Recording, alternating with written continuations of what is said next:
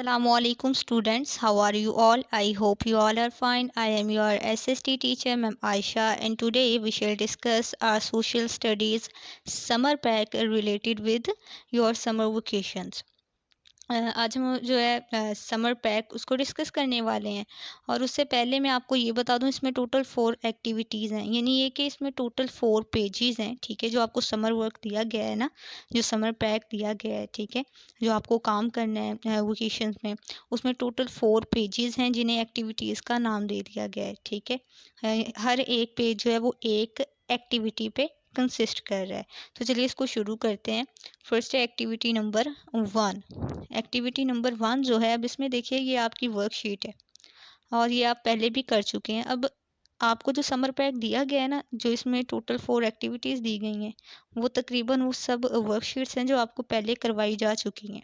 तो इस तरह जो है ये आपके लिए काम आसान हो गया है। अब बस ये है कि हम इसको एक बार दोबारा जो है ना वो डिस्कस कर लेते हैं। तो देखते हैं पहले इसमें क्या दिया गया है एक्टिविटी नंबर 1 में। Study the map of the park then complete the steps below. अब देखिए इसमें एक पार्क जो है, ठीक है, उसका मैप दे दिया गया है। अब आपने क्या करना है, उसको कंप्लीट करना है। अब उसके साथ जो है आपको मैप की भी दी गई है, ठीक है। जैसे कि यहाँ पे देखिए नीचे सबसे नीचे trash, picnic table, stop sign, slide और स्विंग्स। ये क्या है, ताकि आपको इनके नेम बता दिए गए हैं, जो भी इस पार्क में चीज़ें मौजूद है ना उनके आपको नेम बता दिए गए हैं, ताकि जब आप इसको करना शुरू करो आपको जो है वो डिफ़िकल्टी नहीं हो। अब क्या करना है, आपने पहले जो मैप है, ठीक है, पार्क का, जो पार्क का नक्शा है उसको स्टडी करना है, उसका मुताला करना है, उसको गौर से जो है देखना है कि क्या क्या चीज़ उसमें मौजूद है। फिर उसके बाद क्या करना है, then complete the steps below. फिर नीचे जो भी आपको स्टेप्स बताए गए हैं ना, जो भी आपको काम बताया जाएगा, आपने इसको कंप्लीट कर लेना है। जैसे कि नंबर 1 पे देखिए, how many picnic tables are in the park. Park के अंदर कितने पिकनिक टेबल्स हैं। अब आपने इसमें क्या करना है, पहले आपने फाइंड करना है कि कितने पिकनिक टेबल्स मौजूद हैं, फिर उनको जो है वो नंबरिंग दे देनी है। जैसे कि पहला अगर मौजूद है उसको नंबर 1 जो है वो नंबरिंग दे दोगे, फिर दूसरा मौजूद है उसको नंबर 2 की नंबरिंग, ऐसे उनको नंबरिंग दे दोगे। फिर सेकंड देखो, सर्कल द स्विंग्स। अब आपने क्या करना है, पहले जो पिकनिक टेबल्स थी उनको तो नंबरिंग दी थी ना, नंबर 1, नंबर 2, नंबर 3। अब इसमें आपने क्या करना है, जो स्विंग्स मौजूद होंगी, ठीक है, पार्क में, उनको आपने सर्कल कर देना है, उनके गिर्द जो है वो दायरा लगा देना है। उसके बाद नंबर 3 पे देखिए, colour the trash cans blue. जो ट्रैश केन्स हैं, ठीक है, वो जो कूड़ा फेंकने वाली जो बाल्टी है ना, उनको क्या करना है, उनको आपने ब्लू कलर से कलर कर देना है, ठीक है, यानी ब्लू कलर से उसको फिल कर देना है। उसके बाद नंबर 4 पे देखिए, draw a triangle around the stop sign. अब आपने यहाँ पे स्टॉप साइन ढूंढना है, ठीक है, स्टॉप साइन ढूंढ के उसके अराउंड एक ट्रायंगल बना देना है। फिर नंबर 5 पे देखिए, how many slides are there in the park. और लास्ट पे आपने क्या करना है, जो पार्क में मौजूद स्लाइड्स हैं, ठीक है, जितने भी स्लाइड्स हैं उनको नंबरिंग दे देनी है। जैसे पिकनिक टेबल्स को दी थी ना नंबरिंग 1 2 3, जितनी भी थी उनको आपने नंबरिंग दे दी थी, ठीक है, नंबर्स लगा दिए थे। इसी तरह अब आपने स्लाइड्स के साथ करना है कि जितनी भी स्लाइड्स मौजूद होंगी उनको जो है वो नंबर्स लगा देने हैं। अब हम नेक्स्ट एक्टिविटी देख लेते हैं, एक्टिविटी नंबर 2। अब एक्टिविटी नंबर 2 में देखिए जो शीट दी गई है, जो एक्टिविटी दी गई है, ये भी जो है ये आपकी वर्कशीट है, और ये वर्कशीट आप पहले कर भी चुके हो। जो आपका फिज़िकल फीचर्स वाला चैप्टर था, उसमें आपकी मैम ने आपको ये जो वर्कशीट है करवाई थी। अब और ये जो वर्कशीट है ये आपको आपका जो पेपर हुआ था, जो रिसेंटली आपके एग्ज़ाम्स हुए हैं, जो एसएसटी का पेपर हुआ था, उसमें भी आ चुकी है। तो इसको एक बार दोबारा देख लेते हैं। क्वेश्चन नंबर 1 है, फिल इन द ब्लैंक्स, ठीक है, खाली जगह पूर करें। अब इसमें जो है वो आपको आंसर्स भी दे दिए गए हैं। आपने क्या करना है, उनको फाइंड करके जस्ट आपकी जो ब्लैंक्स हैं उनमें राइट कर देना है। अब फर्स्ट क्वेश्चन है, a dash is a low area of land resting between 2 mountains और हिल्स। दो पहाड़ों या पहाड़ियों के दरमियानी रास्ता को, ठीक है, निचले रास्ता को लो एरिया को कहते हैं। क्या कहते हैं, ये जो रास्ता होता है ना, ठीक है, यहाँ ये जो एरिया होता है, ये जो इलाका होता है, ये इलाके बड़े खूबसूरत होते हैं, ठीक है। जैसे हमारे यहाँ पे वादी नीलम है, वादी जो है वो कश्मीर है, ठीक है।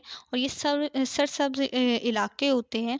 और ये जो इलाके होते हैं ना, ठीक है, ये गांव से बड़े होते हैं और सूबे से छोटे होते हैं, ठीक है। गांव से बड़े होते हैं और सूबे से छोटे होते हैं।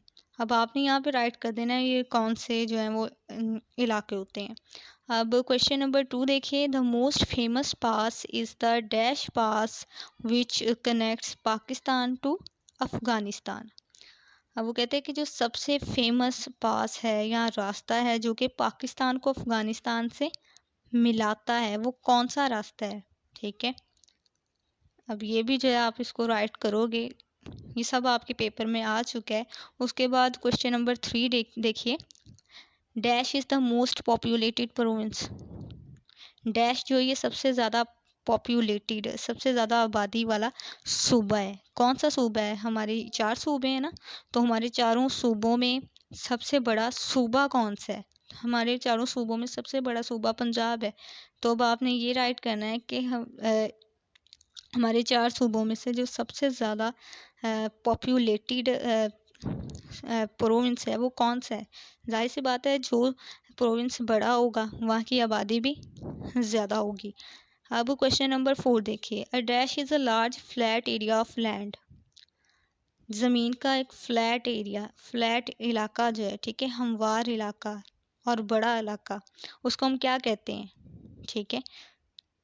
उसके बाद क्वेश्चन नंबर 5 देखिए, द नेम पंजाब मीन्स।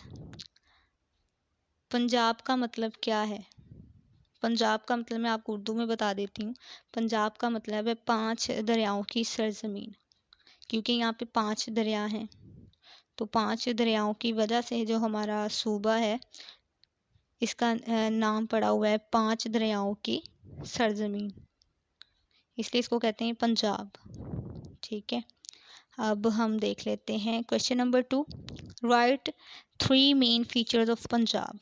अब आपने क्या करना है, फीचर्स होते हैं खसूसियात। तो अब हमने क्या करना है, पंजाब की खसूसियात लिखनी है, यानी कि ऐसी क्या ख़ासियत है पंजाब में, जो हमारा प्रोविंस है पंजाब, इसमें ऐसी क्या ख़ास बात है कि ये दूसरे जो प्रोविंसेस हैं उनसे अलग है। अब इसका जो है वो एक तो ये हो सकता है कि इसको हम पंजाब कहते हैं। पंजाब क्यों कहते हैं? क्योंकि यहाँ पे जो है वो 5 दरिया बहते हैं, ठीक है। 5 दरियाओं की ये सरजमीन है, दरियाए रावी, दरियाए जेहलम, दरियाए चनाब, दरियाए सतलुज और दरियाए ब्यास। 5 दरिया हैं जिसकी वजह से इसका नाम पड़ गया है पंजाब, यानी 5 दरियाओं की सरजमीन। आब का मतलब होता है पानी, पंज का मतलब है 5, पंजाब 5 दरियाओं की सरजमीन। तो ये इसका मेन फीचर हो गया। उसके बाद जो है ये इसका फीचर हो सकता है कि इसकी जो ज़मीन है बहुत ज़्यादा ज़रखेज़ है।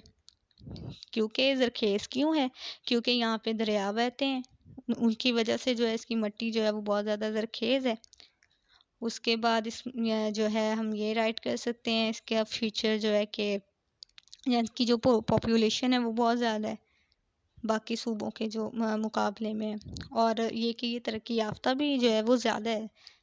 आपने अपने जो है वो वर्ड्स में ही राइट करना है कि दूसरे जो सूबे हैं उनसे ज़्यादा यहाँ पे तरक्की है। यहाँ पे जो फैसिलिटीज़ है ना, हमारा जो सूबा है यहाँ पे जो फैसिलिटीज़ हैं वो दूसरे सूबों से ज़्यादा है। अब हम हमारी नेक्स्ट एक्टिविटी देख लेते हैं, एक्टिविटी नंबर 3। अब ये जो एक्टिविटी नंबर 3 वाला ये जो पेज है ना, ये भी आपकी वर्कशीट है। आपकी मैम ने आपको चैप्टर करवाया था पॉपुलेशन एक्सप्लोजन के नेम से, ठीक है। ये उसी से रिलेटेड वर्कशीट है और ये आपने की हुई है। इसको भी एक बार दोबारा जो है वो डिस्कस कर लेते हैं। Look at the map of Pakistan and answer the following questions. आपको जो है वो मैप को देखना है पाकिस्तान के, और फिर ये जो डिफरेंट क्वेश्चंस हैं इनके आंसर जो है वो राइट करने हैं। फर्स्ट क्वेश्चन है, विच province has the most population.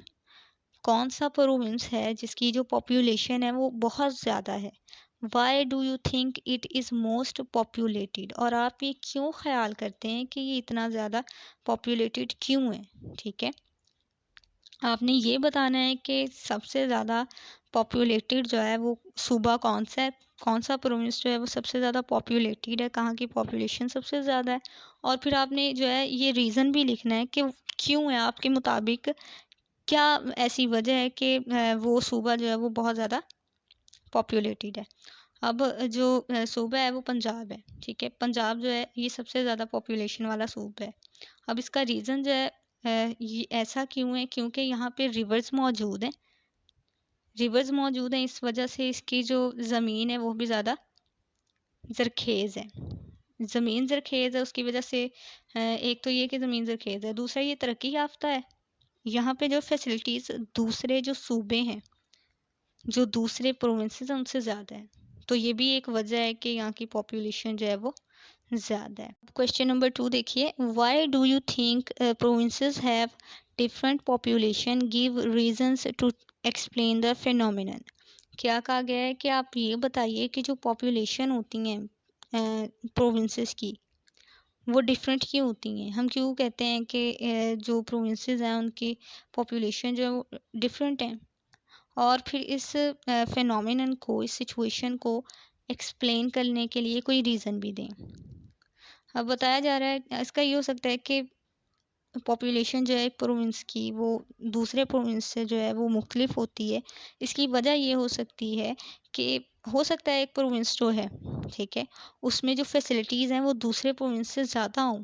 अब देखिए ना, जैसे हमारे गांव और हमारे जो शहर हैं, इनमें देखिए जो गांव हैं यहाँ पे फैसिलिटीज़ कम है, जबकि शहरों में फैसिलिटीज़ ज़्यादा हैं। तो क्या हो रहा है कि जो गांव है वहाँ से लोग नकल मकानी कर रहे हैं, गांव को छोड़ के शहरों की तरफ आ रहे हैं। ठीक है, तो इसी तरह ये हो सकता है कि जो डिफरेंट ये प्रोविंसेस हैं, यहाँ पे चूँकि एक प्रोविंस जो है उसमें फैसिलिटीज़ ज़्यादा हैं जबकि दूसरे में कम है, तो हो सकता है वहाँ जहाँ पे फैसिलिटीज़ कम है वहाँ से लोग उस प्रोविंस को छोड़ के दूसरे प्रोविंस में आ रहे हों। ठीक है ना, इसीलिए तो है कि हमारा जो सूबा है, सूबा पंजाब, इसकी पॉपुलेशन ज़्यादा है।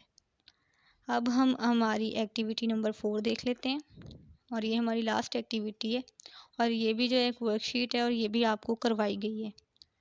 अब इसको देखते हैं क्या कहा गया है इसमें। Look at the picture of a flood and write a few lines to explain how deforestation is responsible. What should the people do to avoid such situation? कहा क्या कहा गया है, एक पिक्चर दे दी गई है आपको, एक इलाका है जहाँ पे जो है वो सैलाब आया हुआ है, फ्लड आया हुआ है। अब वो कह रहे हैं कि इस पिक्चर को देखिए और कुछ लाइंस लिखिए कि डिफॉरेस्टेशन जो है वो किस तरह से इसके लिए रिस्पॉन्सिबल है। यानी दरख्तों का डिफॉरेस्टेशन होता है दरख्तों को काटना, यानी दरख्त जो हम काट रहे हैं वो किस तरह से उनकी कटाई सबब बन रही है सैलाब की। और फिर क्या कहा गया है, सेकंड उसने क्या पूछा है, what should the people do to avoid such situation. और ऐसी सिचुएशन जो है, अब इसको अवॉइड करने के लिए, इससे बचने के लिए, यानी फ्लड से बचने के लिए क्या करना चाहिए। पहला तो आपने ये बताना है कि डिफॉरेस्टेशन जो है, यानी जंगलात की कटाई जो है वो किस तरह से फ्लड की जो फ्लड है उनका सबब बन रही है। ठीक है, और फिर आपने क्या बताना है कि हम जो है फ्लड को कैसे जो है अवॉइड कर सकते हैं कि फ्लड्स जो हैं, सैलाब हैं, वो ना आए। अब पहले तो इसका ये देख लेते हैं कि एक्सप्लेन कर देते हैं कि कैसे ये रिस्पॉन्सिबल है। अब रिस्पॉन्सिबल ऐसे है कि जो होते हैं ना, ये दरख्त होते हैं, ट्रीज़ होते हैं, ये एब्ज़ॉर्ब करते हैं, इनकी जड़ें जो होती हैं वो एब्ज़ॉर्ब करती हैं पानी को। जब वो ज़मीन के, हम कहते हैं ना कि जहाँ पे पानी ज़्यादा होगा वहाँ पे जो होते हैं वो दरख्त ज़्यादा उगते हैं। आपने अक्सर देखा होगा जब ज़मीन पे जो है वो एक जगह पे पानी खड़ा रहे तो वहाँ पे क्या होता है, वहाँ पे खुद ब खुद जो है वो पौधे उगना शुरू हो जाते हैं। क्यों? क्योंकि वहाँ पे पानी जो है उसकी प्लेंटी ज़्यादा होती है, पानी की ज़्यादा ज़्यादा होती है। तो इसी तरह यहाँ पे है कि जो ये दरख्त होते हैं, इनकी जो जड़ें हैं वो एब्ज़ॉर्ब करती हैं, पानी को एब्ज़ॉर्ब करती हैं। जब वो ज़मीन में से पानी को एब्ज़ॉर्ब कर लेती हैं, तो ज़मीन जो है वो थोड़ी खुश्क हो जाती है। फिर अगर उस पे बारिश हो भी रही है ना, तो वो जो पानी है वो ज़मीन के अंदर जो है वो जज़्ब होगा, और इसी तरह फिर जब वो ज़मीन के अंदर जज़्ब होगा, तो जो दरख्त होगा या ट्रीज़ होगा, उनकी जो जड़ें होंगी वो उसको एब्ज़ॉर्ब कर लेंगी। ठीक है? अब क्योंकि जब हम दरख्तों को काट देंगे, जब दरख्त नहीं रहेंगे, तो फिर वो एब्ज़ॉर्ब नहीं कर सकेंगे पानी को। तो इस तरह क्या होगा, ज़मीन जो है वो जितना पानी एब्ज़ॉर्ब कर सकती है वो कर लेगी, बाकी का पानी जो है वो वहीं पे खड़ा रहेगा। इसीलिए जब फिर बारिशें होती हैं, बहुत ज़्यादा बारिशें होती हैं, तो क्या होता है, सैलाब आ जाते हैं। अब हम ये देख लेते हैं कि इस सिचुएशन से जो है कैसे निकला जा सकता है, यानी जो फ्लड की सिचुएशन है इससे कैसे अवॉइड किया जा सकता है। अब इसके डिफरेंट जो हैं वो वेज़ हो सकते हैं। एक तो ये है कि जो दरिया हैं, नदी नाले हैं, उनके जो कुदरती रास्ते हैं उनको बहाल किया जाए। उसके बाद ये हो सकता है कि जो पानी है, जो बारिशें हो रही हैं, उनके पानी को जो है अ, स्टोर करने के लिए कोई जो है वो प्लान बनाया जाए, जैसे कि डैम बनाए जाएँ। क्योंकि जब डैम बनेंगे, तो जो होगा बारिशों का पानी, बारिश जब भी होगी उसका पानी जो होगा वो जमा हो जाएगा। अब ये ना कि हमारी देखिए यहाँ पे डैम्स नहीं बने हुए हमारे मुल्क में, तो जब भी जो मानसून है उसकी बारिश होती है, तो सैलाब आ जाता है। वो किस वजह से आता है? क्योंकि हमारे यहाँ पे डैम्स नहीं बने हुए, और अगर हमारे यहाँ पे नदी नाले मौजूद हैं, तो उसमें गंदगी इतनी है कि वो जो है वो गंदगी से भरे हुए हैं, तो पानी जो है वहाँ पे खड़ा नहीं रहता। पानी उसमें रहता नहीं है, बल्कि पानी फिर क्या होता है, बाहर आ जाता है, और फिर वो क्या है, सैलाब का सबब बनता है। और इसके अलावा ये है कि जब सैलाब आने वाला हो, तो फ्लड वार्निंग जो है उसके लिए भी कोई जो है वो सिस्टम बनाया जाए, ताकि लोग जो है वहाँ से निकल सकें। अगर लोग वहाँ से जो है वो निकल नहीं सकेंगे, क्या होगा, तो जानी और माली नुकसान होगा। अब ये जो थी हमारी 4 एक्टिविटीज़, ये मुकम्मल हो गई हैं। आई होप सो आपको समझ भी आ गई होगी। इंशाल्लाह फिर मुलाकात होगी, तब तक के लिए अल्लाह हाफ़िज़।